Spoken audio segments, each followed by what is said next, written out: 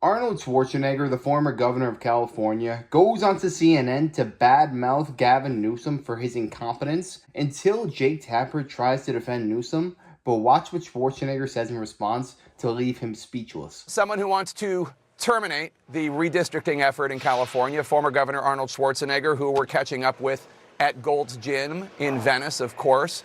Good to see you, sir. Thank you for working us into your busy fitness schedule. A CBS poll this week found that 62% of likely California voters support this ballot measure that you oppose. Why do you think you're right and they're wrong? And what more are you going to do between now and Election Day to try to stop this from passing? Well, I'm not really the spokesperson for, the anti-Proposition 50. I just want to defend the kind of work that I have done. Because we worked so hard to get the independent redistricting commission in California. California was under leadership on that issue. Then we went around the country, promoted it around the country, and actually convinced 30-some% of districts to go and have an independent commission. And now all of a sudden they're undoing all of that. There's this war going on all over the United States. Who can out-cheat the other one? Texas started it. They did something terribly wrong. And then all of a sudden California says, well, then we have to do something terribly wrong. And then now other states are jumping in. And now this is spreading like wildfire all over the country. And it saddens me to see that we're going in the opposite direction rather than having an independent commission draw the district lines. And so, Jake, I have to tell you that, when you think about this trying to out-cheat each other rather than outperform each other, it's all between Democrats and Republicans. And the ones that are getting left behind are the people. And when I think about this cheating that's going on, I say to myself, wait a minute, yesterday I saw on television basketball players getting arrested, coaches, famous coaches getting arrested, mafia getting arrested because they're cheating with the card games and with gambling and with all of those kind of things. So they're getting arrested, and here they're cheating, and they're having a war on cheating here in America with this gerrymandering. So it's really sad. Democratic Governor Newsom was asked this week about your efforts to lobby against the measure. I want you to take a listen to what he said and then respond on the other side. What we're doing is temporary, it's completely transparent, and it's democratic. This is a revolution that's going on in real time in our country. We need to wake up. Prop 50 is foundational if we're going to save this republic. So I would say to those that are opposed to it, wake up to these new realities. Spare me the moral high ground. So I know you know this, sir, but this is a prevalent view among Democratic voters and Democratic officials. They think Republicans are blowing up all norms and standards for behavior, and they feel, therefore, they have to take extraordinary action in response. Are their concerns invalid, do you think? Well, first of all, let me just say that it's important. This is not Governor Newsom against me or me against Governor Newsom. We are friends and we get along, and he came to me and told me about this situation. And we have been working on this without attacking each other and all of that. So that's number one. Number two, I think when they say this is temporary, there is no such thing. I mean, the longest programs are government programs that are temporary. Okay, just remember that if it is a tax program or if it is the redistricting program, anything that is temporary with government is permanent. So in the year 2032, when the independent redistricting commission is supposed to come back, they're going to say, wait a minute, there's still gerrymandering going on in Texas.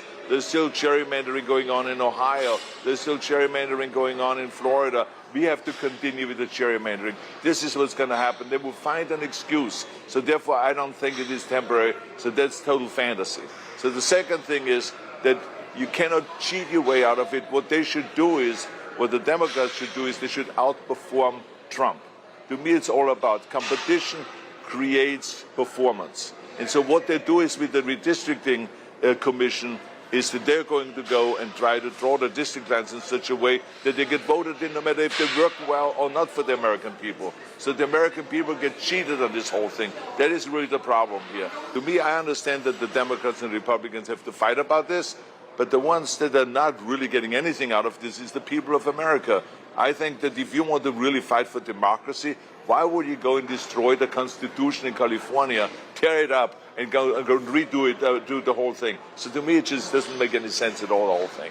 As you acknowledged, this all started because of redistricting in Texas, and this was Trump pushing Republican-controlled states to throw out their current congressional maps so as to cook the books, so that it is less likely for Democrats to retake control of the House during the next year midterms. I mean, is it fair to argue that Well, do you believe that the Republican Party is starting this?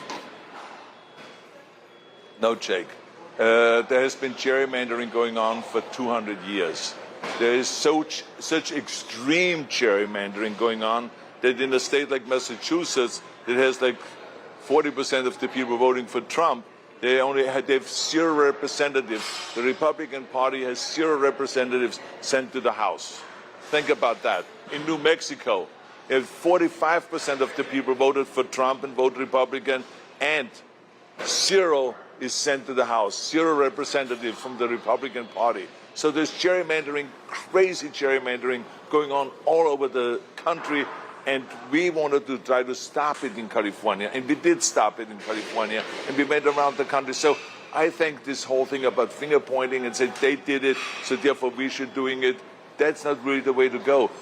The one party should outperform the other party. It should be performance. And when it comes to midterm elections, as you know, always the party that is not in the White House usually wins by 20, 25, 30 seats. So what does 5 seats matter in the first place in Texas? It is crazy. I support what Arnold Schwarzenegger is saying. It's very noble. It's saying he wants to protect the American people. He wants to make sure they're represented in each state. So as he says, he doesn't want California to match Texas into what they are doing. I don't think there's a problem in Texas whatsoever. It just so happens that all across the country, the only people who were being underrepresented was not Democrats. It was Republicans. He mentioned New Hampshire had 0 representation, yet they had 40% of the vote. It's not only New Hampshire. You can go state to state to state, and you see Donald Trump and the Republicans get 35 to 40% of the vote, yet they have no representation time and time and time again, whereas the Democrats have only been gaining from these misfortunes. We need to make sure this can't happen in this country. He wants all these states that are underrepresented to get their fair share, and then Gavin Newsom comes in and tries to negate that by further silencing more Republican voices in that state. But I think the most egregious violation is the race-based gerrymandering that happened in many states across America. And it's even getting fought about in the Supreme Court as we speak. And if the Supreme Court, Clarence Thomas and them, strike this down, race-based gerrymandering, the Republicans could pick up 20 to 30 seats just off of that ruling alone. We might see some massive, colossal changes in this next midterm election. This is where the action is. Let's talk about another issue you care passionately about. You met with Pope Leo earlier this month to discuss your efforts to combat the climate crisis. It's a top priority. But realistically, I wonder, what do you tell people who believe that climate change is an existential threat? What should they do when the President of the United States falsely claims it's a hoax, actively works to undermine climate initiatives, not just by the Biden administration, but climate initiatives by your beloved state of California? What do you tell activists to do? Well, first of all, I was very excited that the Catholic Church is really, that enthusiastic about becoming involved in the fight against pollution, terminating pollution. So this was number one. I was very excited to be there at the Vatican, to give the speech there, to work with the Pope together, and to work with the Vatican together on this issue. Number two, my message has always been, don't go and focus on what the federal government is doing, or what the president is doing, or what the prime minister is doing. I said each community in each state has its own powers. When I was governor, we did the most extraordinary work here in California. Democrats and Republicans alike worked together. We passed the most, tough environmental laws in the country. And we proved that you can have tough environmental laws, but at the same time have also the economy grow. Look at California now. It's the #1 economy in the country, and we have the toughest environmental laws. So you can do that. It was done on a local and on a statewide level, not on the federal level. As a matter of fact, the Bush administration hated all of our ideas that we did here, and we even fought in court and went all the way to the Supreme Court, and we won against the federal government because they wanted to stop us from regulating our own air. So what my message is let's not focus on what Trump says, let's not focus on what the federal government says, let's focus on what can we do, what can each individual do.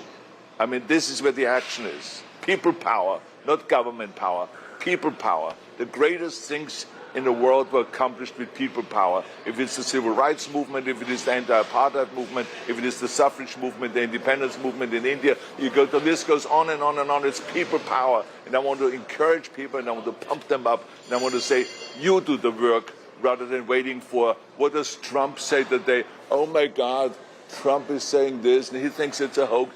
No, that's not where the action is. The action is, what do you do? One last question for you, sir. In just the last few weeks, we've seen a Democratic Senate candidate apologize for having a tattoo that he claims he wasn't aware had Nazi ties, but it's the Totenkopf from the SS, the skull and crossbones. And then there's, that's on the left, and then on the right, a top White House aide still working for the administration had his nomination withdrawn after he wrote in a text chain that he had a Nazi streak.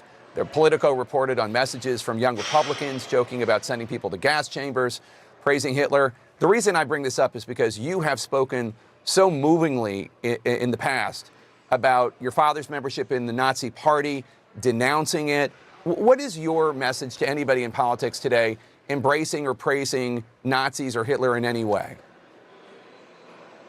Well, I don't know anything. I don't know the details about this one individual that says that he had this tattoo put on by mistake, or he was drunk or something like that, and now he wants to erase it, he wants to cover it. I don't know enough about this case that to really comment on it, but I can just tell you one thing.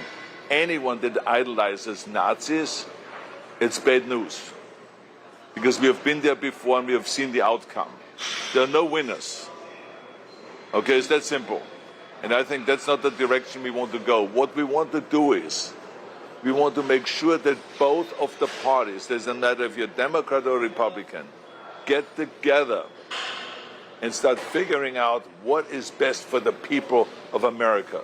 Because while they're fighting over here about anti-Prop 50 and for Prop 50 and gerrymandering and not gerrymandering and all this stuff, they're trying to put the spotlight away from the actual issues.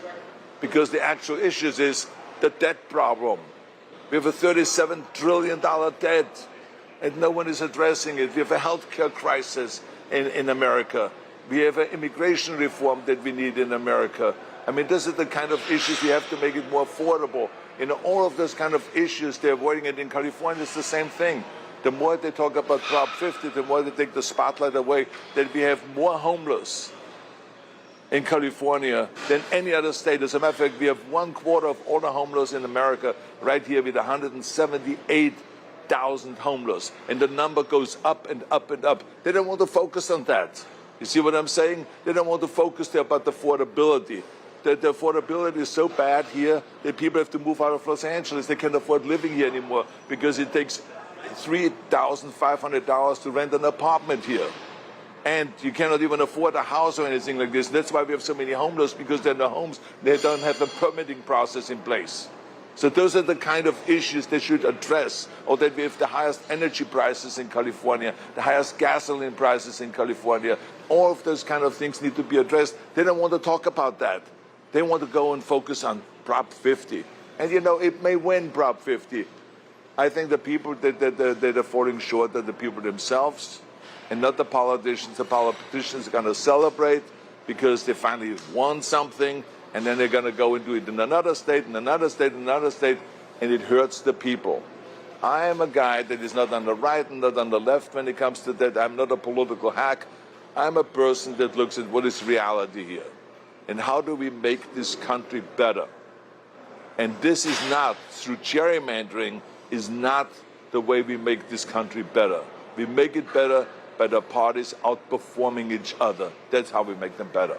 You know, I'm glad that Arnold Schwarzenegger mentioned that we are $38 trillion in debt, because they tried to paint Donald Trump as a bad guy and he's anti-science, he's anti-climate and all this, that, or the other. Donald Trump does not want the world to burn to shreds. He's just saying we need more investigation. We need more facts and data behind this before we decide to stop everything we're doing and throw billions and trillions of dollars at this climate issue, when before they said it was global warming. Oh wait, the world's actually not getting warmer, so maybe we should change that to climate change. So they tried to throw Trump under the bus, but he's the only one who's being fiscally responsible and wants to make sure that every single dollar of taxpayer money is being spent properly so that we can tackle this debt issue that is going to overtake this country if we do nothing about it. And in terms of California and all its homelessness, why does anybody think that Gavin Newsom would be a good president in 2028? The man can't even run his own state, yet we want to give this man more power and more authority so that he can deal with foreign nations. He'll deal with the biggest issues such as Social Security, Medicare, Medicaid. I don't know about you, but I don't want this man anywhere near any of these topics. There's a reason that there's a mass exodus of millionaires and billionaires from California. It's due to overregulation, high taxes, and not letting organizations breathe. Philosophically speaking, I do agree with what Arnold Schwarzenegger is saying a lot of times. Like, he just wants the best for America. I could tell he's a little off base though, because he just has these noble thoughts and ideas that if everybody's nice and kind, you don't redistrict, you don't do this, that, or the other, then we can live in harmony. That's not the case, because it's shown time and time again. Look at the past 40 years.